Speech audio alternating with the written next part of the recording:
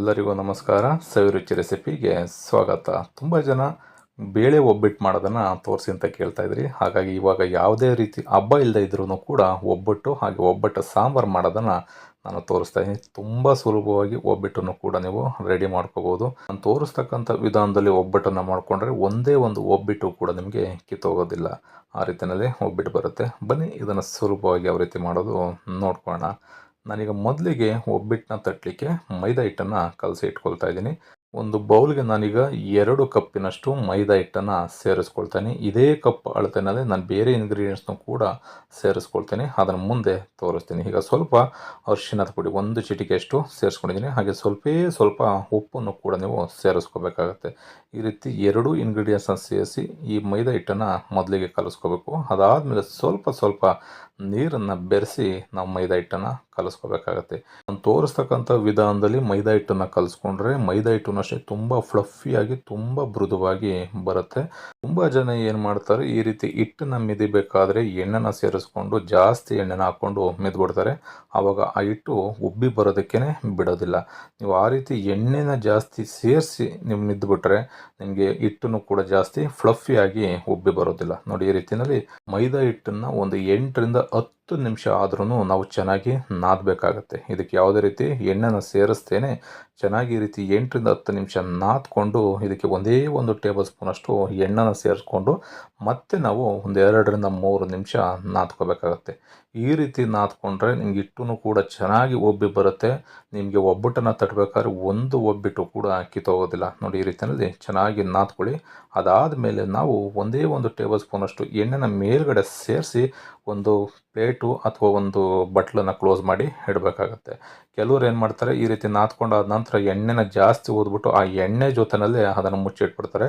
ಆ ಎಣ್ಣೆ ಜಾಸ್ತಿ ಇದ್ದಾಗ ಆ ಹಿಟ್ಟು ಉಬ್ಬಿ ಬರೋದಕ್ಕೆ ಅವಕಾಶನೇ ಇರೋದಿಲ್ಲ. ನೋಡಿ, ಈ ರೀತಿಯಲ್ಲಿ ನಾದ್ಕೊಂಡಾದ ನಂತರ ಒಂದೇ 1 ಟೇಬಲ್ ಸ್ಪೂನಷ್ಟು ಎಣ್ಣೆನ ಮೇಲ್ಗಡೆ ಸವರ್ಕೊಂಡು ಈ ರೀತಿ ಒಂದು ಬಟ್ಲು ಅಥವಾ ಒಂದು ಪ್ಲೇಟನ್ನು ಕ್ಲೋಸ್ ಮಾಡಿ ಒಂದು ಅರ್ಧ ಗಂಟೆ ಬಿಟ್ಬಿಡಿ. ಇವಾಗ ಬನ್ನಿ ಬೇಳೆ ಬೇಯಿಸ್ಕೊಳ್ಳೋದನ್ನು ತೋರಿಸ್ತಾ ಇದ್ದೀನಿ. ನಾನಿಲ್ಲಿ ಮೈದಾ ಹಿಟ್ಟನ್ನು ತೊಗೊಂಡಲ್ಲ, ಅದೇ ಕಪ್ಪಲ್ಲಿ 2 ಕಪ್ಪಿನಷ್ಟು ಮತ್ತೆ ತೊಗರಿ ಬೇಳೆನ ಸೇರಿಸ್ಕೊಳ್ತಾ ಇದ್ದೀನಿ. ಇದನ್ನು ಒಂದು 2 ರಿಂದ 3 ಬಾರಿ ಚೆನ್ನಾಗಿ ತೊಳಿಬೇಕು. ಆ ತೊಗರಿ ಬೇಳೆಯಲ್ಲಿರ್ತಕ್ಕಂಥ ಪೌಡ್ರೆಲ್ಲ ಹೋಗಬೇಕು. ಈ ರೀತಿ ತಿಳಿ ನೀರು ಕಾಣಬೇಕು. ಅಲ್ಲಿವರೆಗೂ ತೊಗರಿಬೇಳೆನ ಚೆನ್ನಾಗಿ ತೊಳಿಬೇಕು. ಅದಾದಮೇಲೆ ಇದಕ್ಕೆ ಒಂದು 1/4 ಟೀ ಸ್ಪೂನಷ್ಟು ಅರಿಶಿಣ, ಬೇಳೆ ಬೇಗ ಬೇಯಲಿಕ್ಕೆ 1 ಟೇಬಲ್ ಸ್ಪೂನಷ್ಟು ಅಡುಗೆ ಎಣ್ಣೆನ ಸೇರಿಸ್ಕೊಳ್ತಾ ಇದ್ದೀನಿ. ಈ ರೀತಿ ಸೇರಿಸ್ಕೊಂಡು ಚೆನ್ನಾಗಿ ನಾವು ಕುಕ್ಕರ್ಗೆ ಹಾಕ್ಕೊಂಡು ಕುಕ್ಕರ್ ವಿಷಲ್ ಬರಬಾರ್ದು, ಅಂದರೆ ಲಿಡ್ಡನ್ನು ಕ್ಲೋಸ್ ಮಾಡ್ದೇ ಓಪನ್ ಆಗಿ ಒಂದು 10 ರಿಂದ 12 ನಿಮಿಷ ಬೇಯಿಸ್ಕೊಂಡ್ರೆ ಬೇಳೆ ಪರ್ಫೆಕ್ಟಾಗಿ ಬೇಗನೆ ಬೇಯುತ್ತೆ. ಈ ರೀತಿ ಮೇಲ್ಗಡೆ ಬರ್ತಕ್ಕಂಥ ನೊರೆ ಏನಿದೆ ಅದನ್ನೆಲ್ಲ ಸಪ್ರೇಟಾಗಿ ನಾವು ತೆಗೆದು ಬಿಡಬೇಕಾಗತ್ತೆ. ಬೇಳೆ ಬೇಯಬೇಕಾದ್ರೆ ಈ ರೀತಿ ನೊರೆ ಬರ್ತಾ ಇರುತ್ತೆ. ಅದನ್ನು ಸಪ್ರೇಟಾಗಿ ತೆಗೆದು ಒಂದು 10 ರಿಂದ 12 ನಿಮಿಷ ಬೇಳೆನ ಬೇಯಿಸ್ಕೊಳ್ಳಿ. ಪರ್ಫೆಕ್ಟಾಗಿ ಬೇಳೆ ಬೇಯುತ್ತೆ. ತುಂಬ ಜಾಸ್ತಿ ಬೇಳೆನೂ ಬೇಯಿಸ್ಬಿಟ್ರೆ ನಿಮಗೆ ಹೂರ್ಣ ಏನಿದೆ ಒಬ್ಬಟ್ಟು ಹೂರ್ಣ ತುಂಬ ಮೆತ್ತೆ ಆಗಿಬಿಡುತ್ತೆ, ತಟ್ಟಲಿಕ್ಕೆ ಒಬ್ಬಟ್ಟು ಬರೋದಿಲ್ಲ. ಹಾಗಾಗಿ ಒಂದು ಬೇಳೆನ ತೊಗೊಂಡು ಇಸ್ಕಿದ್ರೆ ಕರೆಕ್ಟಾಗಿ ಅದು ಪ್ರೆಸ್ ಆಗಬೇಕು. ಆ ರೀತಿಯಲ್ಲಿ ಬೇಳೆನ ಬೇಯಿಸ್ಕೊಳ್ಳಿ, ಸಾಕಾಗತ್ತೆ. ಈಗ ಈ ನೀರೇನಿದೆ ಇದನ್ನು ಸಾಂಬಾರಿಗೆ ಸಪ್ರೇಟಾಗಿ ನಾನು ನೀರನ್ನು ಬಸ್ತು ಇಟ್ಕೊಳ್ತಾ ಇದ್ದೀನಿ. ಸಾಂಬಾರಿಗೇ ಮತ್ತೆ ಒಂದು 2 ಟೇಬಲ್ ಸ್ಪೂನಷ್ಟು ತೊಗರಿಬೇಳೆನ ತೆಗೆದು ಸಪ್ರೇಟಾಗಿ ತೆಗೆದಿಟ್ಕೊಳ್ತಾ ಇದ್ದೀನಿ. ಈಗ ಇದಕ್ಕೇನೆ ನಾನೀಗ 2 ಕಪ್ಪಿನಷ್ಟು ಬೆಲ್ಲ, ಏನು ತೊಗರಿಬೇಳೆನ ಹಾಕ್ಕೊಂಡೆ ಅದೇ ಕಪ್ಪಲ್ಲಿ 2 ಕಪ್ಪಿನಷ್ಟು ಬೆಲ್ಲನ ಪುಡಿ ಮಾಡಿಕೊಂಡು ಸೇರಿಸ್ಕೊಳ್ತಾ ಇದ್ದೀನಿ. ಹಾಗೆ 2 ಕಪ್ಪಿನಷ್ಟು ತೆಂಗಿನಕಾಯಿ ತುರಿ, ನಾನು 2 ಕಪ್ಪಿನಷ್ಟು ಮೈದಾ ಹಿಟ್ಟನ್ನು ಕಲಿಸ್ಕೊಂಡಿದ್ದೆ, 2 ಕಪ್ಪಿನಷ್ಟು ತೊಗರಿಬೇಳೆನ ಹಾಕ್ಕೊಂಡಿದ್ದೀನಿ, 2 ಕಪ್ಪಿನಷ್ಟು ಬೆಲ್ಲನ ಸೇರಿಸ್ಕೊಂಡಿದ್ದೀನಿ, 2 ಕಪ್ಪಿನಷ್ಟು ತೆಂಗಿನ ತುರಿನ ಸೇರಿಸ್ಕೊಂಡಿದ್ದೀನಿ. ಈ ಹದಕ್ಕೆ ನೀವು ಮಾಡಿಕೊಂಡ್ರೆ ತುಂಬ ಜಾಸ್ತಿ ಸಿಹಿನೂ ಇರಲ್ಲ, ಸಿಹಿನೂ ಕೂಡ ಕಡಿಮೆ ಅನಿಸಲ್ಲ. ಇದಕ್ಕೇನೆ ಅರ್ಧ ಟೀ ಸ್ಪೂನಷ್ಟು ಏಲಕ್ಕಿ ಪುಡಿನ ಸೇರಿಸ್ಕೊಳ್ತಾ ಇದ್ದೀನಿ. ಏಲಕ್ಕಿ ಪುಡಿನ ಸೇರಿಸೋದ್ರಿಂದ ಒಬ್ಬಟ್ಟು ರುಚಿ ಸಖತ್ತಾಗಿರುತ್ತೆ. ಆ ಸ್ಮೆಲ್ ಅಂತೂ ಮನೆಯೆಲ್ಲ ಘಮ ಘಮ ಅಂತ ಇರುತ್ತೆ. ನೋಡಿ, ಈ ರೀತಿ ಚೆನ್ನಾಗಿ ಬೆಲ್ಲ ತೆಂಗಿನಕಾಯಿನೆಲ್ಲ ಮಿಕ್ಸ್ ಮಾಡ್ಕೋಬೇಕು. ಇದನ್ನು ಮಿಕ್ಸ್ ಮಾಡಬೇಕಾದ್ರೆ ನಾನು ಸ್ಟವ್ ಮೇಲ್ಗಡೆನೇ ಇಟ್ಕೊಂಡು ಲೋ ಫ್ಲೇಮ್ನಲ್ಲಿ ನಾನು ಇದನ್ನು ಒಂದು 2 ರಿಂದ 3 ನಿಮಿಷ ಮಿಕ್ಸ್ ಮಾಡಿದ್ದೀನಿ. ಅದಾದಮೇಲೆ 10 ನಿಮಿಷ ತಣ್ಣಗಾಗಲಿಕ್ಕೆ ಬಿಟ್ಬಿಡಿ. ಅದಾದಮೇಲೆ ಮಿಕ್ಸಿ ಜಾರಿಗೆ ಸೇರಿಸ್ಕೊಂಡು ನಾವು ನುಣ್ಣಗೆ ರುಬ್ಕೋಬೇಕು. ಬೇಳೆ ತರ್ತರಿ ಆಗಿರಬಾರ್ದು, ನುಣ್ಣಗೆ ಸವಿಬೇಕು. ನೋಡಿ ಈ ಅದಕ್ಕೆ ನೀವು ರುಬ್ಕೊಂಡ್ರೆ ಸಾಕಾಗತ್ತೆ. ನೋಡ್ಬೋದು ಹೂರ್ಣ ಎಷ್ಟು ಸಖತ್ತಾಗಿ ರೆಡಿಯಾಗಿದೆ ಅಂತ. ನಾನು ತೋರಿಸಿರ್ತಕ್ಕಂಥ ವಿಧಾನದಲ್ಲಿ ತೋರಿಸಿರ್ತಕ್ಕಂಥ ಪದಾರ್ಥಗಳನ್ನ ಹಾಕ್ಕೊಂಡು ಮಾಡಿಕೊಂಡ್ರೆ ಇಷ್ಟೇ ಗಟ್ಟಿಯಾಗಿ ಹೂರ್ಣನೂ ಕೂಡ ನಿಮಗೆ ರೆಡಿ ಆಗುತ್ತೆ. ಆಗ ತಟ್ಟಲಿಕ್ಕೂ ಕೂಡ ಬಹಳ ಈಸಿಯಾಗಿರುತ್ತೆ. ಈಗ ಎಲ್ಲ ಹೂರ್ಣನೂ ಕೂಡ ನಾನು ರುಬ್ಕೊಂಡು ಒಂದು ಬೌಲ್ಗೆ ಸೇರಿಸ್ಕೊಳ್ತಾ ಇದ್ದೀನಿ. ನೋಡ್ಬೋದು ಉಂಡೆ ಕಟ್ಟಲಿಕ್ಕೂ ತುಂಬ ಪರ್ಫೆಕ್ಟ್ ಆಗಿರ್ತಕ್ಕಂಥ ಹೂರ್ಣ ರೆಡಿಯಾಗಿದೆ. ಈಗ ಒಂದು 10 ನಿಮಿಷ ಇದನ್ನು ಸಪ್ರೇಟಾಗಿ